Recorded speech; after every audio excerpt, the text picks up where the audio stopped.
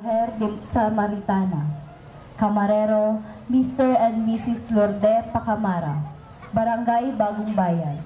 Ang babaeng Samaritana, nang makatagpo ng Samaritana si Jesus, hindi niya palubusang nakikilala kung sino ito. Ang kanyang pakikipag-usap kay Jesus ay ang naging daan upang unti-unti niyang mabatasan kung sino si Jesus. Sa simula, si Jesus para sa kanya ay isang Hudiyo. Pagkatapos ay isa lamang propeta. Sa bandang huli, naunawaan niya na si Jesus ang Mesiyas, ang tubig na nagbibigay ng buhay na walang hanggan, kaya siya ay sumamba at nanalig kay Jesus.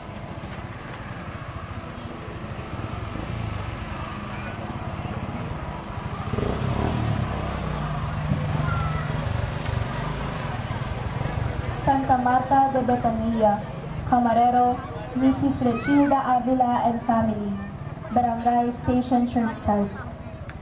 Ayon kay Apostol Juan, mahal ni Jesucristo ang magkakapatid na Marta, Maria at Lazaro. Madalas pumunta ang Panginoon sa kanilang tahanan habang naglalakbay at nangangaral. Minsang nagtungo si Jesucristo sa kanilang tahanan, ay pinili ni Santa Marta na mag-abala kaysa sa makinig. Transfiguration. Think of Christ's transfiguration. The glory of the Godhead shone forth from his face. Santa Maria de Betania, Camarero, Mr. and Mrs. Luis P. Delanco Jr. and family, Barangay Purubatcha. Si Santa Maria de Betania ay kapatid ni Santa Marta at San Lazaro.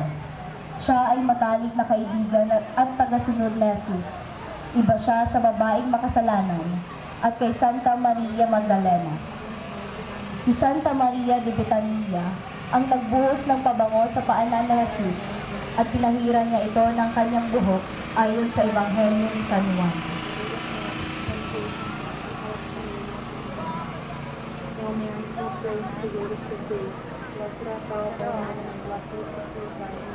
Santa Veronica, Camarero, Bong del Rosario and family, Barangay Tacban. Pinaniniwala ang isa sa mga kababaihan ng Jerusalem na tumatangis kay Kristo sa daan ng krus. Naging tanyag ang kwento tungkol sa kanyang inampanan dahil sa paniniwalang pinunasan niya ng sariling belo ang mukha ng nagdurusang Panginoon. Ayon sa tradisyon, nalarawan sa tela ang mukha ni Jesus. Ang kanyang ginawang kabanalan ay nababanggit sa mga paninilay sa tradisyonal na daan ng krus. Santa Juana la Esposa de Cuza, Camarero, Mr. Felix and Galiote and family, Barangay Bagong Bayan. Si Santa Juana ay asawa ni Cuza, nakatiwala ni Herodes Antipas, ang tetrarka ng Galilea. Kabilang siya sa mga babaeng pinagaling ni Jesus, kasama sina Maria Magdalena at Susana. Naging mga tagasunod sila ni Jesus at inihandog ang kanyang kabuhayan pangkustos sa pangangailangan ni Jesus at ng kanyang mga alagad. Santa Maria Salome, Camarero, Mr. and Mrs. Raimundo Ursua and family, Barangay San Juan. Si Santa Maria Salome ay tagasunod ni Jesus na asawa ni Zebedeo at ina ni San Juan Apostol at Santiago Mayor Apostol. Isa siya sa mga naging matapang na saksi ng pagpapakasakit ni Jesus, pagkamatay, paglilibing at muling pagkabuhay ni Jesus. Mga pananda, walis, banga o sisidlan ng pabangong ipapahid sa bangkay. Santa Maria Jacobe o Cleofe, Camarero o Fe Maria family, Barangay Poblacion. Santa Maria Jacobe sa tatlong Maria na matapat na tagasunod ni Kristo mula sa Galilea hanggang Jerusalem. Si Santa Maria Jacobe ay ina ni Santiago Bata at San Judas Tadeo. Si Santa Maria Jacobe kasama si Maria Magdalena at Maria Salome ay patungo sa puntod ng ating Panginoon para linisin ang bangkay at libingan niya. Ngunit sila ay nabigla nang makita nilang bukas ang libingan ni Jesus.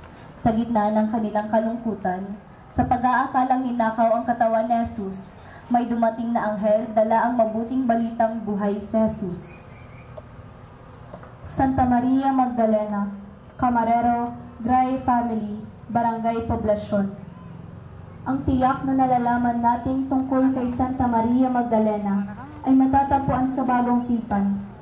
Nilibot ni Jesus ang mga bayan at nayon na ipinangangaral at ibinabalita ang kaharian ng Diyos. Kasama niya ang 12 at ang ilang babae ng kanyang iniligtas sa masasamang espiritu at pinagaling sa iba't ibang sakit.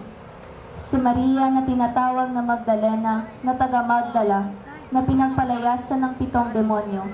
Samantala, sa tabi ng krus ni Jesus ay nakatayo ang kanyang ina at ang kapatid ng kanyang ina na si Mariang asawa ni Cleophas at si Maria Magdalena. Sa linggo ng pagkabuhay ay nagpakita si Jesus kay Maria Magdalena. San Juan Evangelista, Camarero, Mr. and Mrs. Rodolfo Imperio and Family, Barangay Libod 1. Ang minamahal na Apostol San Juan, anak nila Zebedeo at Santa Salome, kapatid ni Santiago Mayor,